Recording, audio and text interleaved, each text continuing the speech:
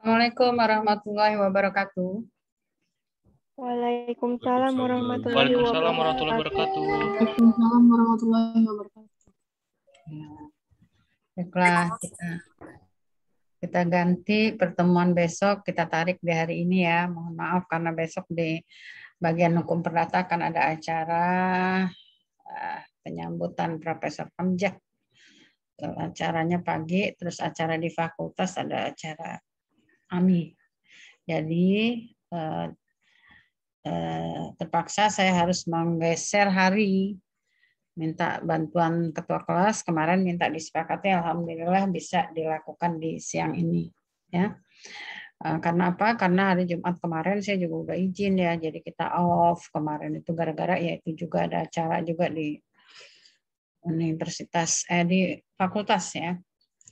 Nah, jadi kalau hari ini hari besok nggak masuk lagi berarti 2 kali. Nah itu kebanyakan, nanti kebanyakan ketinggalannya. Nah, karena itu saya hari ini akan mencoba menjelaskan materi yang harusnya saya jelaskan hari Jumat kemarin ya.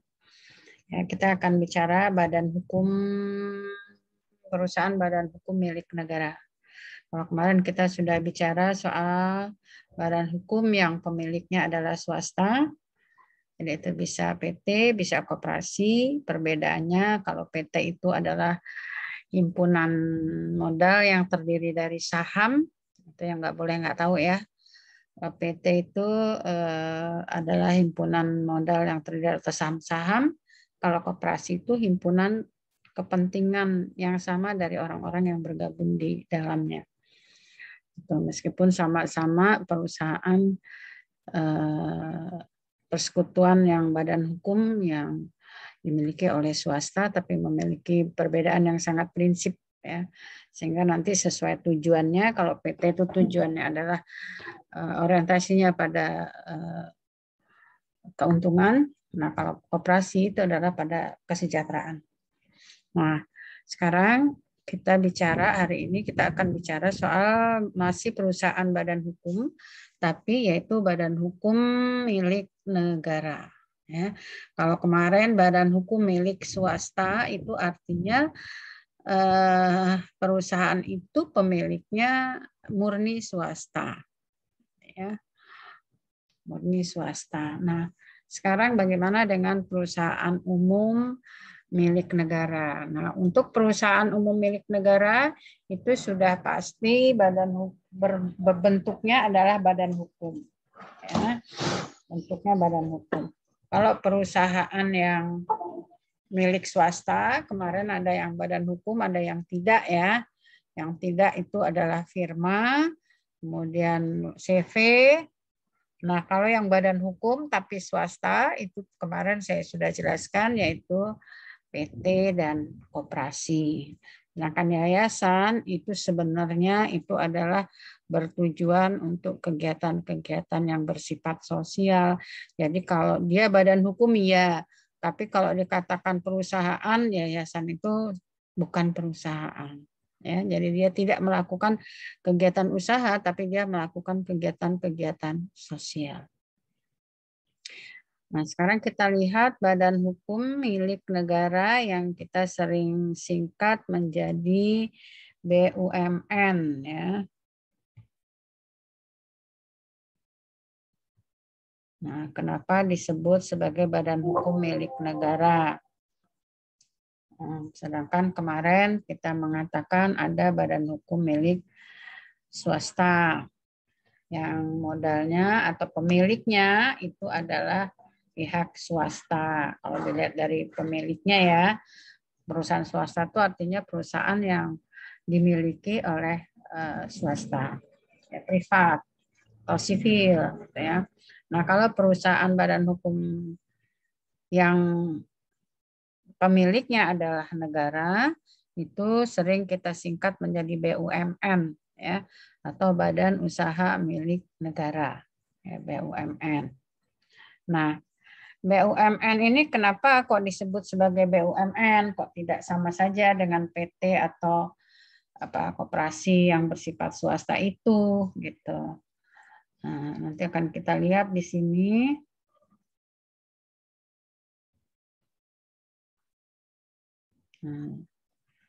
Ya. Badan usaha dikatakan sebagai yang pemiliknya adalah negara, itu kalau sebagian besar modalnya, ya, sebagian besar modalnya dimiliki negara. Ya, sebagian besar modalnya dimiliki negara melalui penyertaan modal secara langsung, ya, yang berasal dari kekayaan negara yang dipisahkan untuk dimasukkan ke dalam perusahaan. Ya, itu jadi kalau kemarin murni semua pemiliknya itu adalah swasta, maka di sini modalnya sebagian besar itu dimiliki oleh negara. Baru dia kita bisa sebut sebagai perusahaan BUMN. Ya. Nah, kalau sudah BUMN atau BUMD, itu statusnya itu adalah badan hukum. Ya. Statusnya badan hukum. Kemudian ya, jadi harus ini Anda stay di tempat ya, jangan ngilang-ngilang ya. Nah, ini saya sambil liatin satu-satu, ada yang hilang, muncul, hilang, muncul. Nah, ini siang hari supaya kita tidak stres. Saya juga tidak stres lihat gambarmu yang hilang terus itu. Jadi ya sudahlah, kita sama-sama saja. Anda di sana, saya di sini, kita sama-sama memahami materi tentang BUMN. Jadi kalau Anda mau lihat apakah ini kenapa disebut BUMN, itu lihat modalnya. Ya. Modalnya sebagian besar itu kepunyaan negara, dari kekayaan negara yang dipisahkan, ya, yang disertakan atau yang ditanamkan di dalam perusahaan. Ya. Nah, sebagian besar itu paling tidak itu 51% lebih itu adalah modal negara. Ya. Baru dia bisa kita katakan sebagai BUMN. 51% lebih itu dimiliki oleh negara. Bahkan untuk Perum itu 100% itu adalah milik negara. Nah, kalau untuk nanti PT Persero baru 51% lebih. Boleh 60, boleh 65, boleh 69, boleh 70. Pokoknya 51% lebih, tapi tidak boleh 50-50, harus lebih satu minimal, ya, dari modal swastanya. Jadi kalau itu gabungan ada pihak swasta juga, tapi pihak negara itu harus paling sedikit 51%. Baru kita sebut sebagai BUMN. Ya, jadi melalui penyertaan modal secara langsung. Kalau penyertaan modal secara langsung itu bukan melalui pembelian obligasi atau apa ya, tapi memang melalui penanaman modal secara langsung. Ya, uang negaranya digunakan sebagai modal perusahaan. Kalau dia PT Persero, maka sebagian besar saham itu adalah kepunyaan negara. Ya. Nah, maksud dan tujuan adanya BUMN selain ada perusahaan swasta, ya, ada banyak sebetulnya perusahaan-perusahaan negara yang sudah diswastanisasi ya, dan itu ternyata dalam perkembangannya lebih baik ya daripada dia murni BUMN yang zaman-zaman dulu itu ya, seperti dulu Perjan itu yang sekarang menjadi KAI. Itu kan PT Persero sudah. Nah, kalau PT Persero itu berarti sudah ada pihak swasta yang masuk di dalamnya. Jadi tidak murni perusahaan jawatan kereta api, tapi dia sudah menjadi PT KAI. Nah, maksud dan tujuan diadakannya BUMN ini yang mendampingi perusahaan-perusahaan swasta adalah memberikan sumbangan bagi perkembangan ekonomi nasional dan pendapatan negara. Tentu negara di samping uangnya untuk modal aktivitas negara lainnya tentu bisa ditanamkan dalam kegiatan-kegiatan perusahaan. Dan di situ negara juga ikut ya di dalam membangun ekonomi nasional melalui BUMN. Nah, makanya kalau BUMN agak kedodoran ribut masyarakat ya, karena maksudnya BUMN ada itu adalah sebagai pendamping dan akan mensupport dari perkembangan ekonomi nasional dan diharapkan akan diperoleh pendapatan negara dari situ. Jadi jangan bilang merugi terus gitu ya. Seperti PLN bilangnya merugi terus atau perusahaan-perusahaan negara lainnya. Ya, kalau merugi terus ya bagaimana gitu ya. Merugi itu kenapa gitu ya. Seperti pihak PLN itu kan PT PLN Zero. Nah, itu kalau ini mesti ngomongnya ngerugi. Ruginya di mana gitu. Nah, kalau rugi salah manajemen, pembiaran pemakaian listrik berhamburan yang tidak ada box meterannya dan lain-lain, itu kan kesalahan manajemen ya. Tapi kalau listrik yang dipakai oleh konsumen itu kan, kalau listrik itu kita bayar aja telat aja mati listriknya kitanya, kudu ngurus lagi gitu ya. Nah artinya kalau mau dibilang rugi, ruginya di mana gitu. PT Telkom, nah itu sampai sekarang jadi bisa berkembang dibanding dengan waktu murni punya negara ya. Kemudian boleh mengejar keuntungan karena dia bentuknya adalah perusahaan gitu ya. Jadi bukan sekedar melakukan kegiatan-kegiatan yang bukan mencari untung gitu ya. Nah, nanti akan ada bedanya juga BUMN yang bersifat persero dengan BUMN yang perum.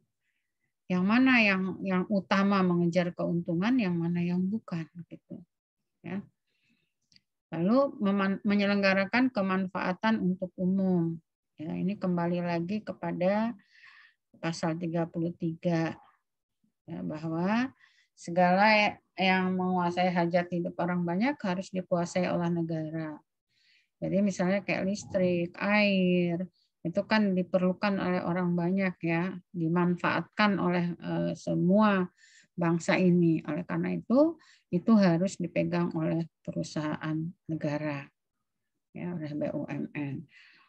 Nah, disitulah fungsi dari atau tujuan dari adanya BUMN, yaitu untuk menyelenggarakan kemanfaatan umum. Ya. Nah, sebagai perintis bagi kegiatan usaha yang belum dilaksanakan oleh sektor swasta. Jadi kalau sektor swasta belum menyentuh, bisa dimulai dari BUMN. Nanti kalau memang sudah berkembang, sudah istilahnya dapat diterima dalam masyarakat, maka BUMN itu bisa diambil alih oleh swasta atau yang kita kenal dengan swastanisasi. Itu BUMN ya. Dasar hukumnya.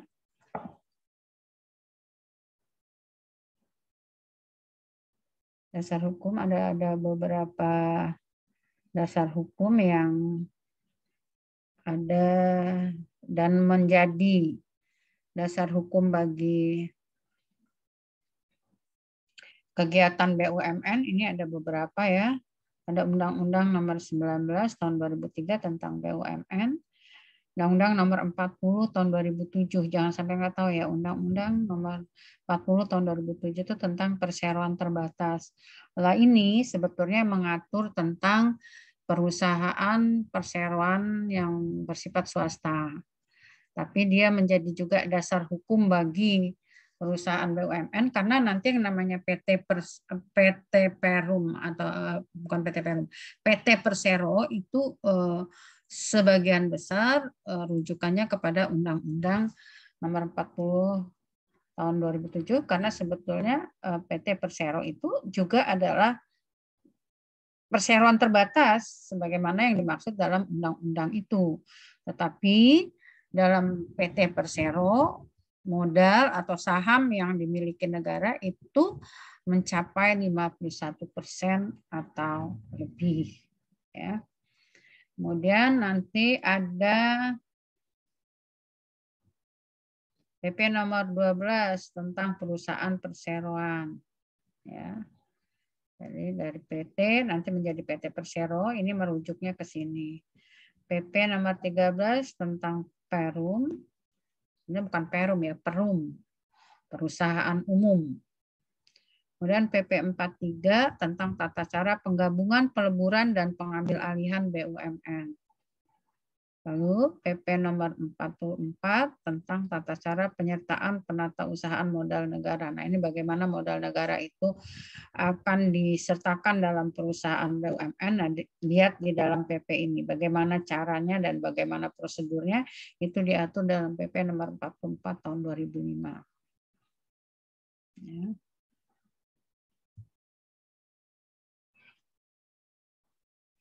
Ini dasar hukumnya. Kemudian ada PP nomor 45, ini enggak kelihatan ya. Nomor 45 tahun 2005 tentang pendirian, pengurusan, pengawasan, dan pembubaran BUMN. Yang terakhir, yang nomor 7.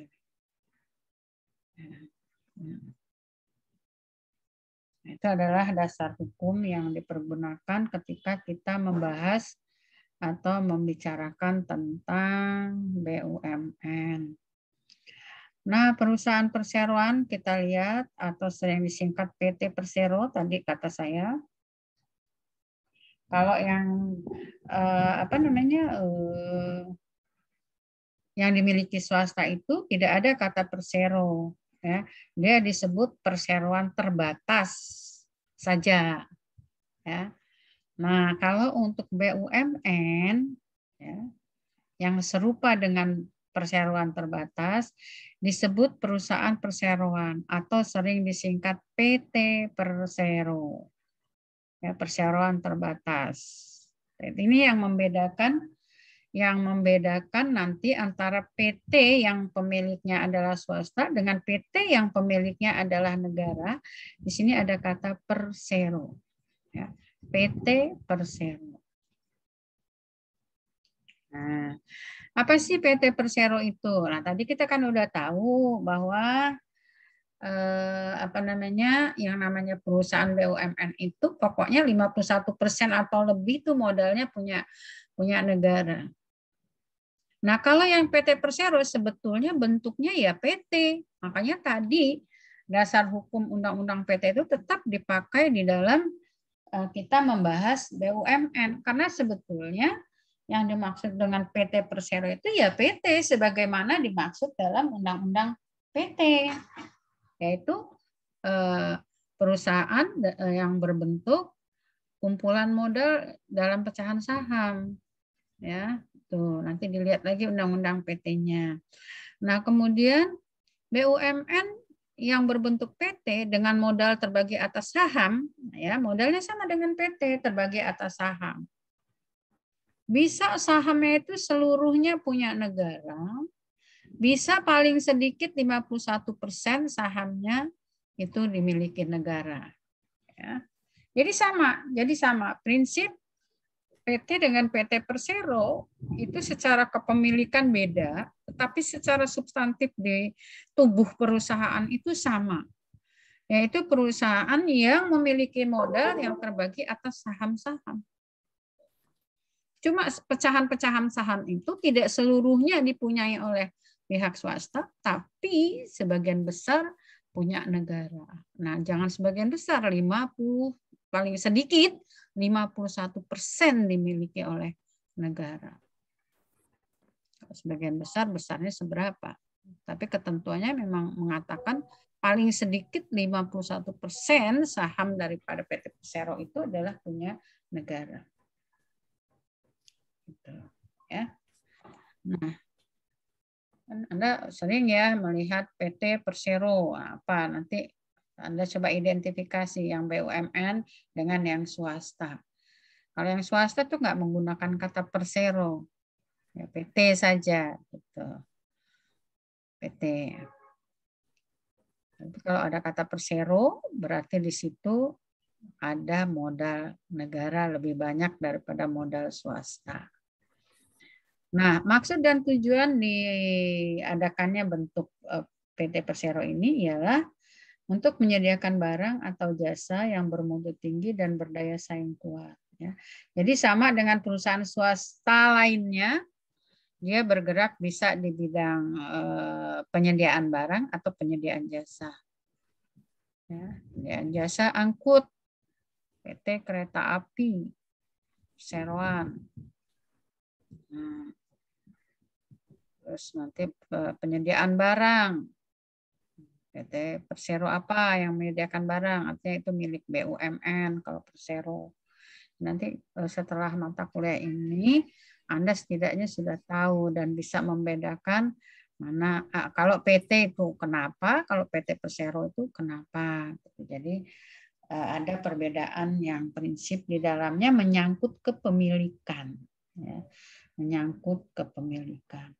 Meskipun perusahaan negara karena bentuknya PT, ya, itu juga tujuannya adalah mengejar keuntungan. Sama dengan perusahaan swasta yang bentuknya PT yang bukan Persero itu. Jadi kalau ada perusahaan negara yang bentuknya perseroan mengejar keuntungan, jangan Anda jerit-jeritin bahwa kok perusahaan negara kok cari untung loh. Ya perusahaan negara bentuknya PT Persero kok memang sah untuk memang tujuannya untuk mencari untung gitu. Ya. Gitu ya. Karena dia bentuknya PT Persero. Makanya bisa maju yang tadinya punya BUMN murni begitu ganti menjadi PT Persero lumayan bisa secara manajemen lumayan bisa lebih berkembang lebih baik ya gitu. Yang tadinya kotor bisa jadi bersih kayak swasta walaupun memang ciri-ciri plat merah itu bank saja kalau bank plat merah orang suka nyebutnya plat merah ya padahal itu maksudnya adalah di situ ada modal negara, di situ maksudnya adalah BUMN gitu. Kalau BUMN itu biasanya kurang rapih ya. Bank aja itu kalau BUMN tidak rapih ya, kotor. Tidak seperti bank-bank swasta. Nah, tapi ketika dia berubah menjadi PT, itu diharapkan karena dia mengejar keuntungan, ya dia akan lebih baik juga dan dia akan bisa bersaing dengan perusahaan-perusahaan swasta yang bentuknya sama. Ya. Itu PT Persero. Ya. Bagaimana mendirikan PT Persero? Nah, ini caranya.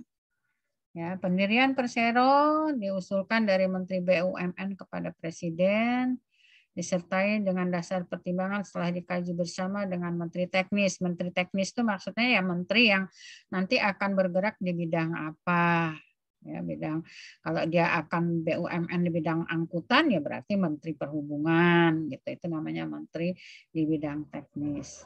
Juga dikaji dengan Menteri Keuangan dan pada akhirnya disetujui atau tidak untuk berdirinya BUMN itu yang bentuknya Persero itu persetujuannya nanti adalah pada DPR RI. Kemudian ada penyertaan modal negara secara langsung ditetapkan dalam peraturan pemerintah. Jadi nggak bisa main-main ya. Ada peraturan pemerintah yang menyebut berapa modal negara yang ditaruh pada PT Persero itu. Gitu. Ya, itu ada PP-nya.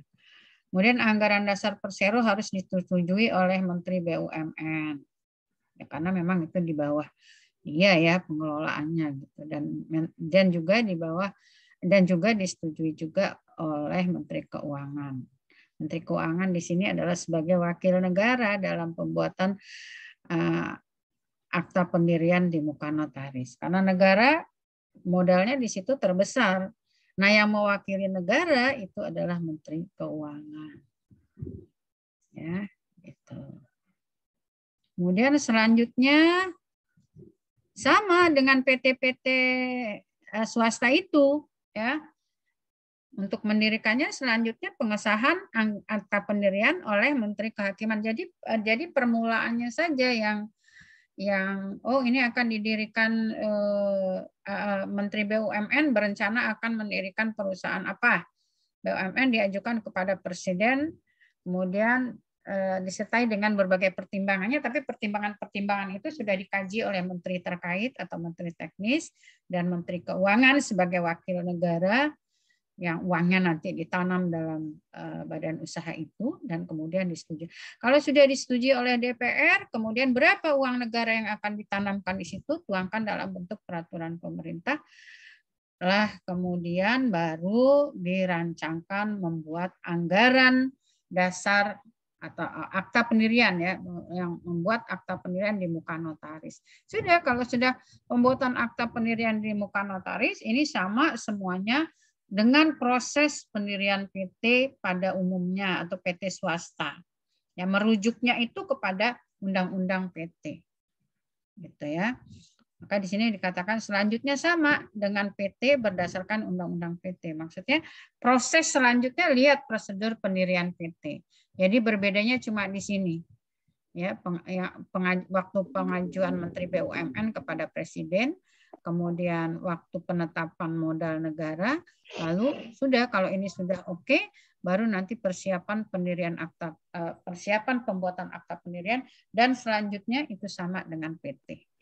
Sampai kepada disetujui oleh Menteri Kehakiman. Ya. Menkumham ini maksudnya ya.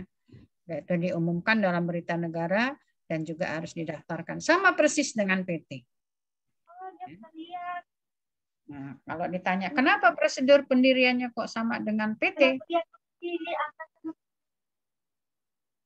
Ya karena kalau Persero itu ya memang PT.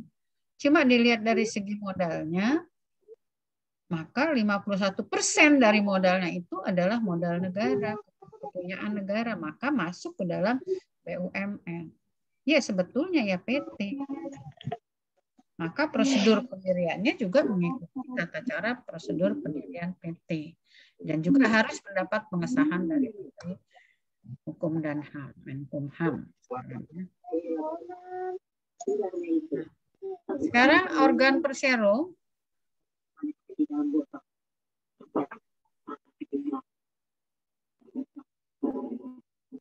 itu di kelas kita apa dari orang lain ya masuk di kelas ini ya?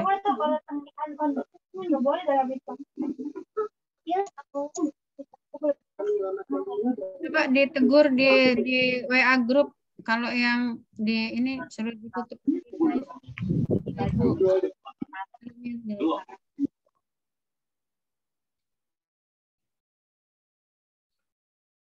Organ Persero, kemarin organ PT apa saja kalau organ PT kemarin? Organ PT, badannya PT apa? PT apa kemarin? Ada RUPS, ya. RUPS itu rapat umum pemegang saham. Itu PT ya, organnya yang itu organ yang paling tinggi kedudukannya dalam PT. Lalu nanti ada direksi. Nah, direksi itu sebagai pelaksana, sebagai pengusahanya. Direksi, pelaksana. Orang yang melakukan kegiatan perusahaan itu direksi. Ya. Kalau direksinya lebih dari 2 atau 3 orang disebut dewan direksi. Ya. Kemudian ada komisaris. PT juga gitu, ada komisaris. Ini sama kan sama PT, karena memang dia ya PT gitu. Komisaris itu tugasnya adalah pengawasan. Bertugas pengawasan terhadap yang dilaksanakan oleh dewan direksi. Gitu. Jadi kalau direksinya agak melenceng-melenceng, kewenangan notaris untuk memberikan teguran, nasihat atau bersifat mengingatkan bahwa apa yang dilakukan oleh dewan direksi itu udah nggak benar gitu. Nah itu tugas dari komisaris. Yang semua itu nanti akan dipertanggungjawabkan kembali ke dalam RUPS. Jadi makanya RUPS itu orang sering nyebutnya RUPS ya. Itu adalah mempunyai kedudukan sebagai organ tertinggi di dalam perusahaan yang bentuknya PT atau Persero. Ya. Nah, RUPS kalau di dalam PT swasta itu kan semua yang memegang saham itu berhak atas suara yang diberikan dalam rapat umum pemegang saham itu, gitu ya. Jadi semua orang yang pegang saham, ya udah dia masuk dalam RUPS, punya hak bicara di dalam RUPS sesuai dengan berapa nilai saham yang dia punya.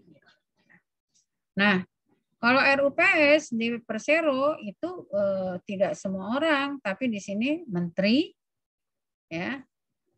Kemudian BUMN bertindak selaku RUPS jika seluruh saham dimiliki negara. Jika tidak seluruhnya hanya sebagai pemegang saham pada RUPS. Ya. Misalnya tidak seluruhnya punya negara atau negara, ya tidak seluruhnya punya negara, maka ya dia hanya sebagai pemegang saham saja gitu ya. Tapi kalau seluruhnya maka RUPS itu adalah BUMN. Nanti ada pada BUMN yang bentuknya Perum. Tapi kalau yang bentuknya Persero, karena dia hanya boleh 51% saja, maka ada kemungkinan yang sisanya itu ya boleh orang lain gitu. Gitu ya, boleh pihak swasta. Nah, oleh karena itu RUPS-nya siapa saja? RUPS-nya yaitu menteri sebagai wakil negara yang uangnya ditanam di situ. Nah, kemudian jika uang negaranya 100% ditanam, maka ya sudah nggak ada ini lagi, nggak ada pihak lain lagi, hanya RUPS-nya itu seluruhnya adalah dipegang oleh Menteri BUMN, ya. Nah, sekarang kita lanjutkan. Itu tadi ya sudah ya, itu organ Persero, organ Persero. Jadi sama dengan organ PT, dia ada RUPS, dia punya direksi, dia punya komisaris, yang masing-masing punya kewenangan sendiri-sendiri ya di dalam perusahaan itu. Maka dibilang kalau badan hukum itu punya organisasi yang teratur. Nah, maksudnya masing-masing organ itu memang dia punya fungsi sendiri-sendiri gitu. Ya. Nah, kita lanjut ke Perum. Itu tadi udah selesai yang PT ya. PT Persero ya.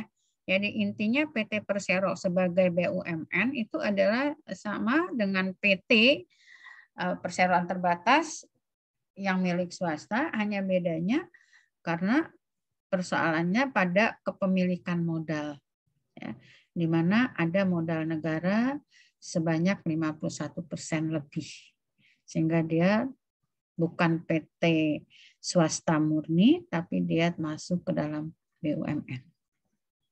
Sekarang perusahaan umum. Perusahaan umum ini, ya, kalau tadi 51% itu dimiliki negara, maka Perum ya, ini seluruhnya, seluruh modalnya itu adalah milik negara. Dan tidak terbagi atas saham karena dia bukan PT. Ya, yang modalnya terbagi atas saham itu PT ya. Jadi PT Persero itu modalnya atas saham. Karena dia PT.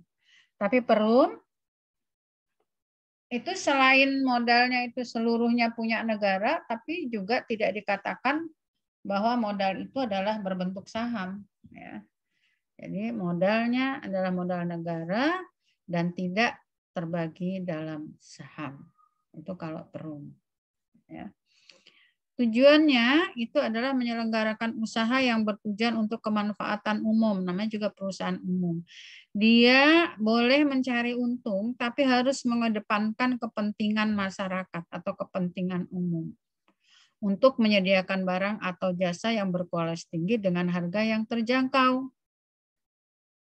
Itu kalau Perum, ya.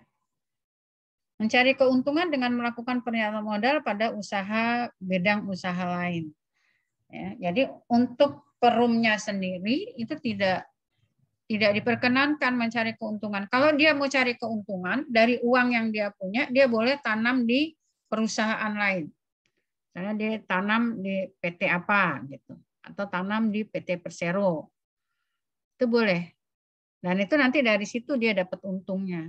Tapi kalau untuk kegiatan Perumnya sendiri, itu harus menyelenggarakan usaha yang bertujuan untuk kemanfaatan umum. Ya, berupa penyediaan barang atau jasa yang berkualitas tinggi dengan harga yang terjangkau. Di sini untuk keseimbangan bahwa negara harus hadir dalam penyediaan barang atau jasa yang dibutuhkan oleh masyarakat yang juga bukan jasa abal-abal. Nah, inilah sebetulnya tujuan dari perusahaan umum. Ya. Anda tahu perusahaan umum itu apa? Contohnya?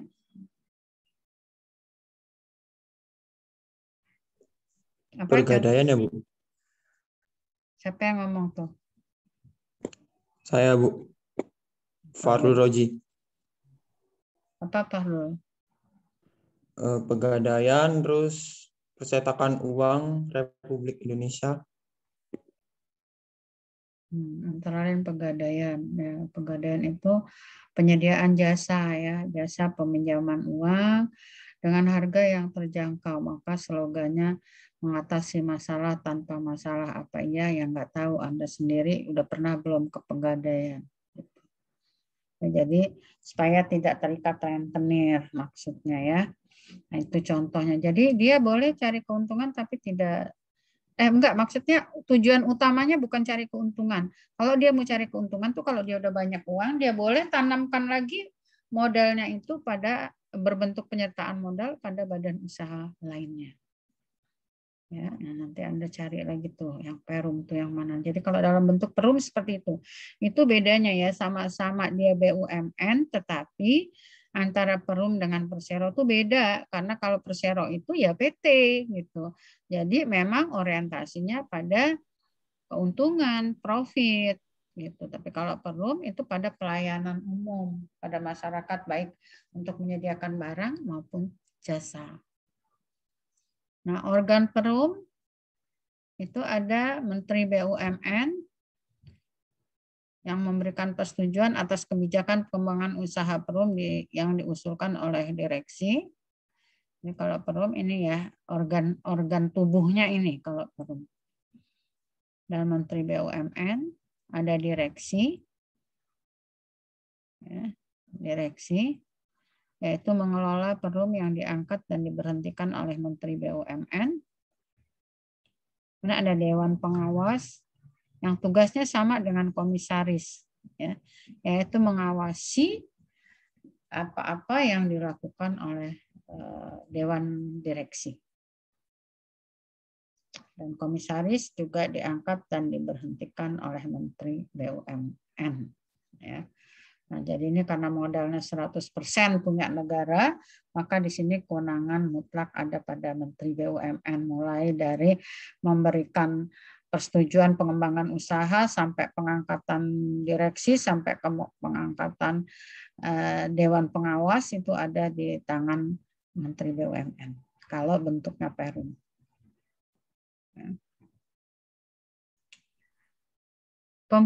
Pembuatan anggaran akta pendirian yang berisi anggaran dasar Perum akan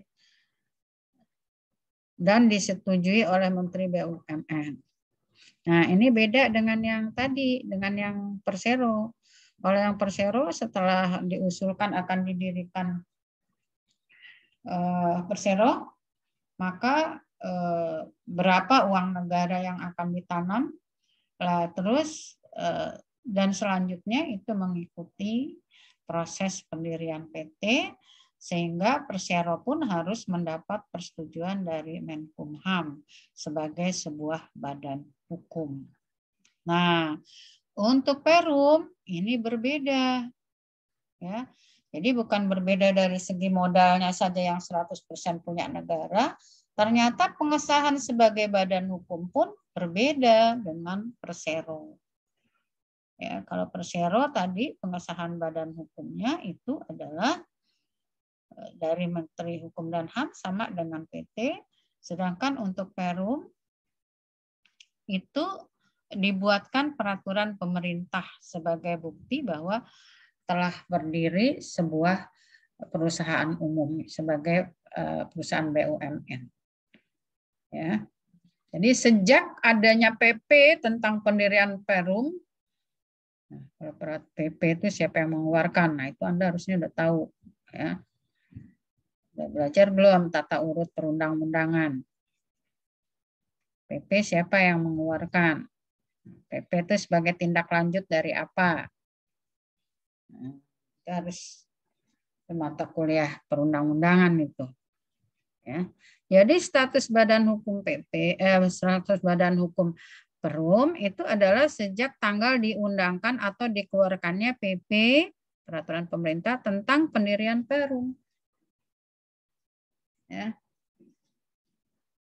Bukan Perpres ya, PP peraturan pemerintah tentang pendirian Perum. Nah kalau yang Persero itu tadi berdirinya sahnya itu sejak ada sama dengan PT, sejak ada pengesahan dari Menteri Hukum dan HAM. Oke, sebetulnya Ibu capek banget ya dari pagi belum selesai nih, habis konsultasi, ngajar lagi tadi jam 10. Ini balik lagi ngajar lagi. Karena merasa tanggung jawab udah meninggalkan kelas waktu hari Jumat dan besok bakalan meninggalkan lagi, maka ya sudahlah, panas-panas, ngantuk-ngantuk, belum mesti harus ngajar juga. Sekarang perusahaan daerah ya, perusahaan daerah. Ini juga BUMN ya, perusahaan umum milik daerah. Dasar hukumnya undang-undang itu.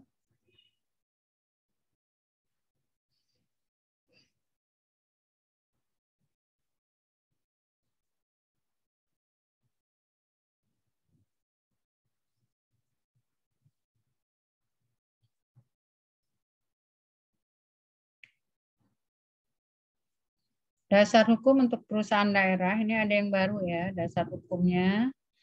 Itu ada undang-undang nomor, bisa dicatat ya. Ini ada perubahan, tapi slide ini belum diperbaiki. Undang-undang nomor 23, jadi ini udah ini yang lama nih. 23 tahun 2014, itu tentang Pemda. Ini juga menjadi dasar hukum ya. Karena nanti modalnya itu adalah modal daerah ya, modal pemerintah daerah. Junto Undang-Undang nomor 9. Junto Undang-Undang nomor 9 tahun 2015 tentang perubahan kedua atas Undang-Undang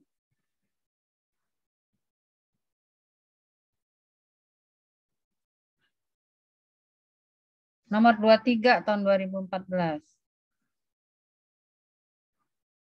Nah, kemudian ada PP nomor 54.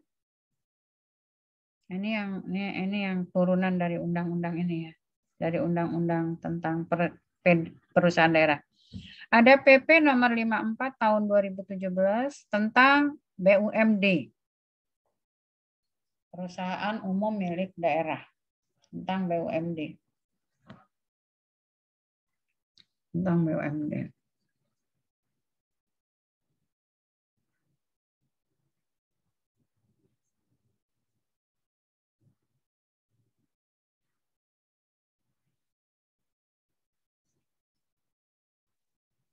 Ya, pengertiannya sama dengan pengertian BUMN tadi. Di sini pengertiannya adalah perusahaan yang seluruhnya atau sebagian besar modalnya adalah kekayaan daerah yang dipisahkan. Ya, kekayaan daerah yang dipisahkan.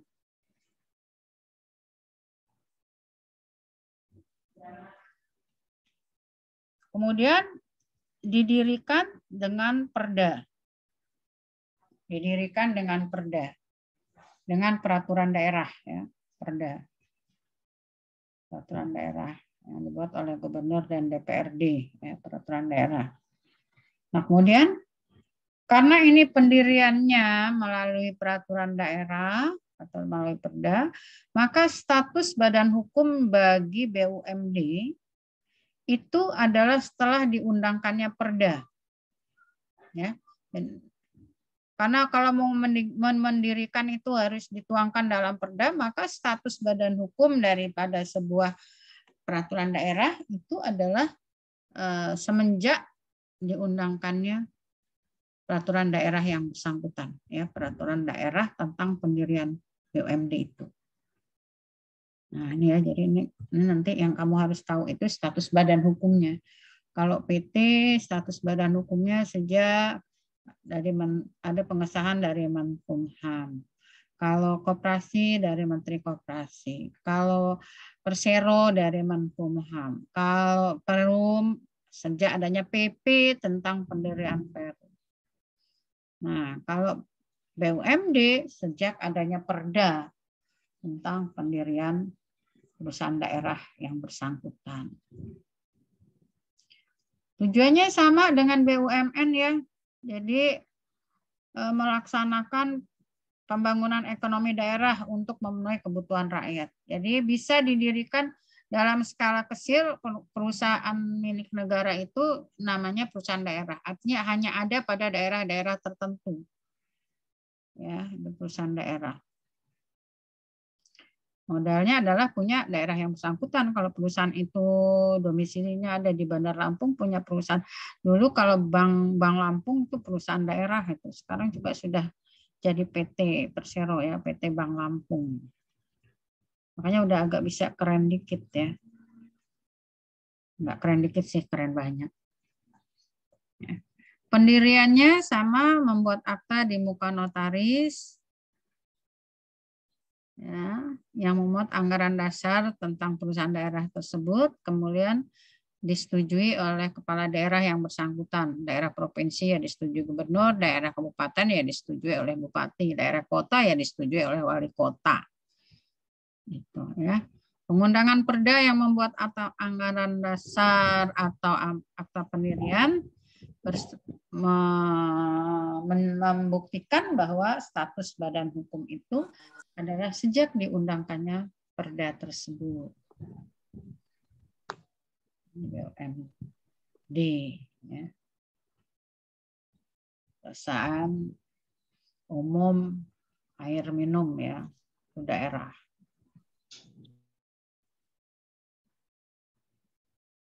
PDAM. Organnya sama tadi ya, cuman RUPS-nya itu karena sebagian besar adalah kekayaan daerah, maka RUPS-nya itu adalah kepala daerah. Kalau seluruh modalnya punya daerah, RUPS-nya hanya ada di tangan kepala daerah.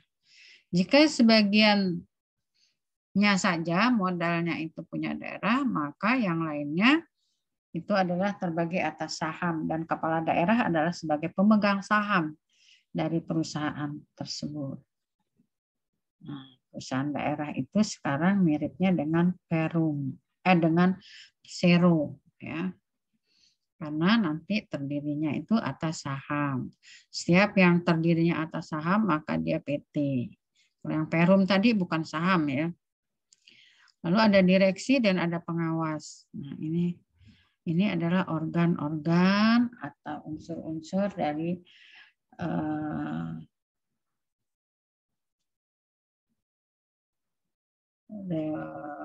perusahaan daerah. Nah, ini adalah materi hari ini ya tentang perusahaan daerah, BUMN dan BUMD. Kemudian ada nanti materi yang ini materi hari Jumat. Yang materi hari ini itu adalah tentang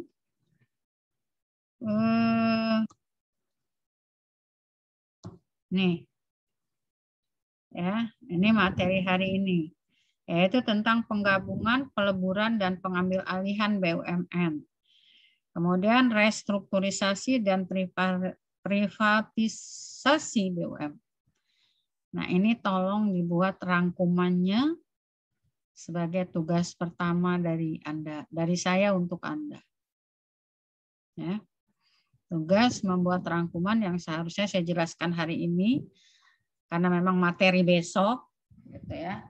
Nah, ini karena waktunya tidak cukup, saya minta Anda membuatnya dalam bentuk rangkuman, baca buku literaturnya, dibuat rangkumannya, sama seperti ya rangkuman lah ya, misalnya penggabungan yang dimaksud dengan penggabungan BUMN itu apa, diatur di mana, gitu ya. Akibat hukum dari penggabungan itu apa. Nah, baca buku literaturnya, lalu nanti kamu buat ringkasan. Ringkasan itu bukan menyalin penuh, ya, bukan menyalin seluruhnya. Namanya meringkas itu membuat ringkasan, membuat kisi-kisinya. Sama dengan PowerPoint-nya aku gitu loh, itu ringkasan. Ya jangan dicatat semua satu buku itu. Dan ini ditulis di dalam bentuk tangan ya, nanti dikumpul pada hari Jumat boleh Anda kumpul. Ya. Jadi untuk tugas untuk materi ini sebetulnya harusnya dijelaskan besok. Tapi karena hari ini saya menjelaskan yang hari Jumat, maka ini saya perintahkan Anda untuk membaca dan membuat rangkumannya. Tidak usah banyak-banyak, paling banyak 2 muka folio. Jadi nanti saya bacanya nggak pusing. Apakah Anda betul di dalam membuat rangkuman itu? Jangan-jangan cuma nyatet yang bagian depannya aja, yang belakang-belakangnya enggak cuma dicatat aja, nanti akan kelihatan. Namanya rangkuman ya rangkuman gitu ya. Gitu. Rangkuman. Jadi bukan sekedar Anda mencatat, tapi Anda memahami. Penggabungan itu artinya apa? Peleburan itu artinya apa? Pengambil alihan itu artinya apa? Terus bagaimana cara melakukan penggabungan? Ya, jadi dilihat dari arti. Catat ya kalau mau nanti benar tugasnya. Dilihat dari artinya, dilihat dari pengaturannya, dasar hukumnya. Kayak tadi slide saya. Dilihat dari prosesnya. Dilihat dari akibat hukumnya. Jadi ada 4 aspek yang dilihat. Ya, baik itu penggabungan, peleburan maupun pengambil alihan. Jadi lihat artinya, lihat pengaturannya, lihat prosedurnya, lihat akibat hukumnya.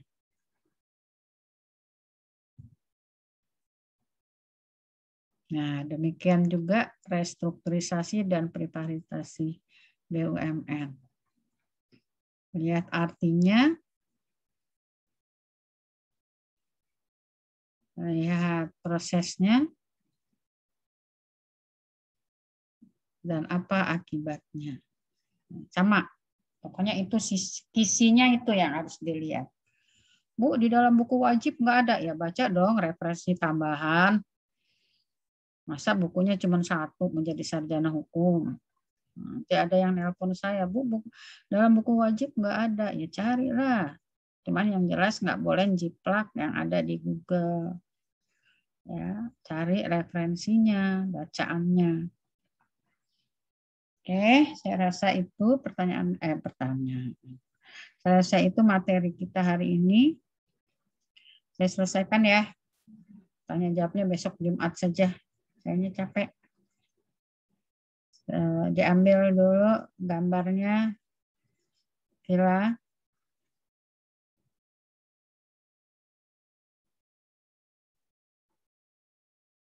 Saya kira diambil gambarnya. Iya, Bu. Udah, Bu. Udah, baik. Sekian ya. Assalamualaikum warahmatullahi wabarakatuh. Selamat siang menjelang sore. Waalaikumsalam Waalaikumsalam warahmatullahi wabarakatuh. wabarakatuh. Ya, Bu. Terima kasih istirahat, Bu. Terima kasih, Bu. Siang, Bu.